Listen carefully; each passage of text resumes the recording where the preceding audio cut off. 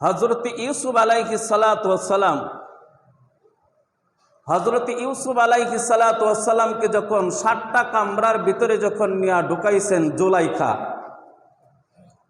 7টা কামরার ভিতরে জুলাইখা নিয়ে ইউসুফ আলাইহিস সালাতু ওয়াস সালামকে ঢুকাইছেন। ঢুকানোর পরে এই জুলাইখার রুমের ভিতরে একটা কি জানি এক কোণার মধ্যে অর্থাৎ একটা মূর্তিকে সুন্দর একটা রুমাল দিয়া ঢাকিয়ে রাখছে। ইউসুফ আলাইহিস সালাতু ওয়াস সালাম জিজ্ঞাসা করলেন যে কোণার মধ্যে যে রুমাল দিয়া ঢাকা, এটা কি? এটা হইল একটা মূর্তি, যার পূজা আমি করি, যাকে আমি প্রভু মনে করি, যাকে আমি রিজিকদাতা মনে করি, যাতে আমি সুস্থতা দাতা যাকে আমি মনে করি, এটা হইল আমার প্রভু। একটু তাহলে রুমাল দিয়া তাকে ঘুরে রাখছো কেন? জুলাইখা বলতেছে যে একটু পরে যে আমি তোমার সাথে জিনা করব, আমি ওই আমার মূর্তির সামনে আমি কিভাবে তোমার সাথে আমি জিনা করব, এই জন্য আমার মূর্তিটাকে সব ঘুরে রাখছে। বলি নাউজুবিল্লাহ। ইউসুফ আলাইহিস সালাতু ওয়াস সালাম বললেন, তাহলে এই মূর্তি কি চোখে দেখে? জুলাইখা বলতেছেন যে না, মূর্তি তো দেখে না, কিন্তু কারিগরে যেভাবে বানাইছে তার চোখের যে ভঙ্গি, সেই ভঙ্গি হিসাবে বোঝা যায় যে সে দেখে। ভঙ্গি হিসাবে কি বোঝা যায়? মূর্তি যে কারিগরে বানাইলো, কারিগরে যে চোখ বানাইলো, এই চোখের মধ্যে তার চোখের ভঙ্গি হিসাবে বোঝা যায় যে সে অবশ্যই দেখতেছে। এরকম লাগে না? সে ভঙ্গি হিসাবে বোঝা যায়। মূর্তি দেখে না, মূর্তি শোনে না, মূর্তি খাইতে পারে না, কিন্তু তার মুখ, চোখ, নাক, কান সব কিছু দেখিয়া বোঝা যায় সে দেখে, সে খাইতে পারে, সে শোনে, সব কিছু দেখে, সব কিছু বুঝতে পারে। আর ইউসুফ আলাইহিস সালাতু ওয়াস সালাম বলতেছেন, দেখো জুলাইখা, তুমি তোমার মূর্তির ভঙ্গি দেখিয়া তোমার মূর্তিকে তুমি রুমাল দিয়া তুমি ঢাইকা রাখছো, আর আমি এমন মালিককে মানি, আমি এমন মালিকের উপরে ঈমান আনছি, সেই মালিক তো 24 ঘন্টাই আমাকে দেখে। সুবহানাল্লাহ। 24 ঘন্টাই তো সেই মালিক আমাকে দেখতেছে, তাহলে সেই মালিকের সামনে আমি তোমার সাথে জিনার কাজটা কিভাবে করব? এর নাম হইল জাগ্রত ঈমান। এর নাম কি? জাগ্রত ঈমান। সুযোগ আছে বিশ্ব সুন্দরী জুলাইখা, সেই জুলাইখার সামনে ইউসুফ আলাইহিস সালাতু ওয়াস সালাম এমন একটা মুসিবতের মধ্যে পড়ে গেলেন। তার ঈমানকে বাঁচানোর জন্য, তার সতীত্বকে বাঁচানোর জন্য ইউসুফ আলাইহিস সালাতু ওয়াস সালাম এমন একটা ভঙ্গি ধরছে, এমন একটা ভঙ্গি ধরছে, আর আল্লাহ তাআলাকে বলতেছেন, আল্লাহ তুমি আমার ঈমানকে হেফাজত করো, আল্লাহ তুমি আমার ঈমানকে হেফাজত করো। ইউসুফ আলাইহিস সালাতু ওয়াস সালাম এই কথা বলতেছিলেন, আর উপরের দিকে নজর করছিলেন, উপরের দিকে নজর করছিলেন। কোন তাফসীর কারকরা কিতাবের মধ্যে আনছেন যে এই সময়ের মধ্যে ইয়াকুব আলাইহিস সালাতু ওয়াস সালামের চেহারাটা ইউসুফ আলাইহিস সালাতু ওয়াস সালামের সামনে আল্লাহ তাআলা বাসাইয়া দিয়েছেন। সুবহানাল্লাহ। কারণ ইউসুফ আলাইহিস সালাতু ওয়াস সালামের বাপ হইল ইয়াকুব আলাইহিস সালাতু ওয়াস সালাম। সেই ইয়াকুব আলাইহিস সালাতু ওয়াস সালাম চেহারাটা তার চোখের সামনে বাসাইয়া দিয়েছে, আর ইয়াকুব আলাইহিস সালাতু ওয়াস সালাম আঙ্গুল দিয়া মুখের মধ্যে আঙ্গুল ঢুকাইয়া আঙ্গুল চাবাইতেছে, আর টেনশন করতেছে, হে ইউসুফ, হে ইউসুফ, তুমি ঈমানের উপরে, তুমি ইস্তিকামতের উপরে তুমি ঈমান তুমি ধরিয়া রাখো, আল্লাহ তাআলা তোমাকে এই কঠিন মুসিবত থেকে হইল তোমাকে আল্লাহ তাআলা বাঁচাইবেন। সেই ইস্তিকামতের উপরে হযরত ইউসুফ আলাইহিস সালাতু ওয়াস সালাম যখন রইলেন, আল্লাহ তাআলা এই ইউসুফ আলাইহিস সালাতু ওয়াস সালামকে 7টা কামরা থেকে বাঁচাইছেন কিনা? বাঁচাইছে না? কেন বাঁচাইছে? ইউসুফ আলাইহিস সালাতু ওয়াস সালামের ঈমান হইল জাগ্রত। ইউসুফ আলাইহিস সালাতু ওয়াস সালামের ঈমান হইল জাগ্রত। সেই জাগ্রত থাকার কারণে আল্লাহ তাআলা সেই ঈমানদারকে আল্লাহ তাআলা বাঁচাইয়া দিয়েছে।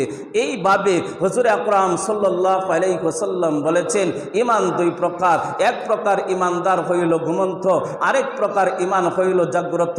ঘুমন্ত ঈমানদারের সামনে যখন গুনাহ আসে তখন সে গুনাহ করতে দ্বিধা করে না, যখন গুনার কাম আসে আসে তখন তার গুনাহ করতে দ্বিধা করে না। মন চাইতেছে গান শুনবে, সে গান শুনতেছে। মন চাইতেছে মহিলাদের ড্রেস দেখবে, সে ড্রেস দেখতেছে।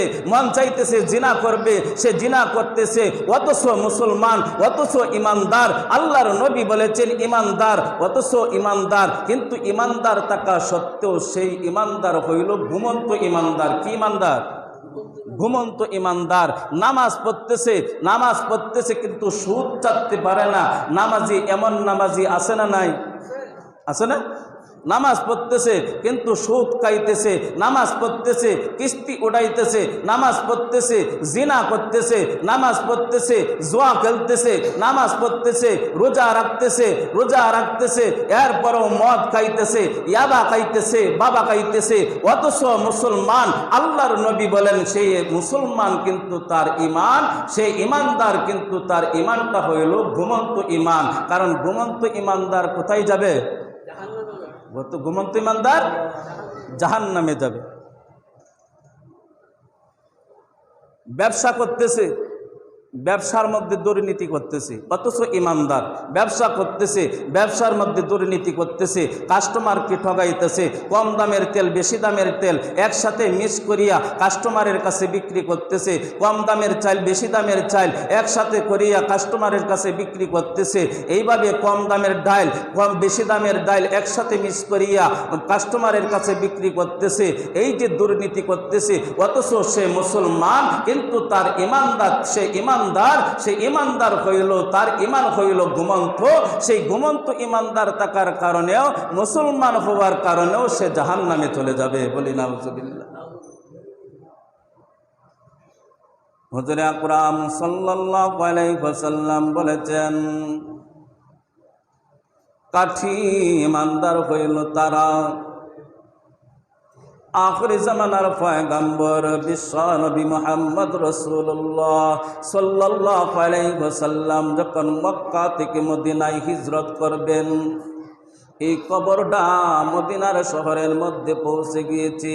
যে মুহাম্মদ মক্কা থেকে মদিনায় হিজরত করবে, যেই দিন এই কবর পৌঁছে গিয়েছে মদিনার শহরের মধ্যে, যখন যেই দিন এই কবরটা পৌঁছে গিয়েছে, মদিনা শহরের একটা গেট আসিল।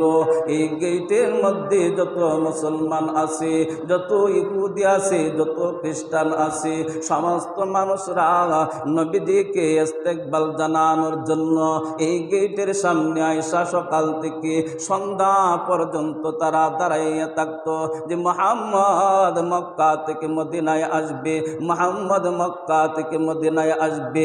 এমনকি ছোট ছোট বাচ্চারা পর্যন্ত নবীকে ইস্তেকবাল জানানোর জন্য সকাল থেকে সন্ধ্যা পর্যন্ত এই গেটের মধ্যে দাঁড়াইয়া থাকতো। দেখলো যে মুহাম্মদ আসে নাই, আবার তারা চলিয়া যাইত।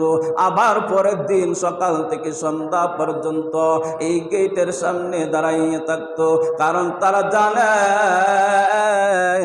আখিরি জামানার পয়গম্বর বিশ্ব নবী মুহাম্মদ রাসূলুল্লাহ সাল্লাল্লাহু আলাইহি ওয়াসাল্লাম অবশ্যই মক্কা থেকে মদিনার জমিনের মধ্যে আসবে। প্রতিদিন সকাল বেলায় পাবে মক্কা মদিনার মানুষগুলা এই গেটের সামনে দাঁড়াইয়া থাকতেন। পুরুষরাও দাঁড়াইয়া থাকতেন, মহিলারাও দাঁড়াইয়া থাকতেন, ছোট ছোট বাচ্চারা পর্যন্ত দাঁড়াইয়া থাকতেন।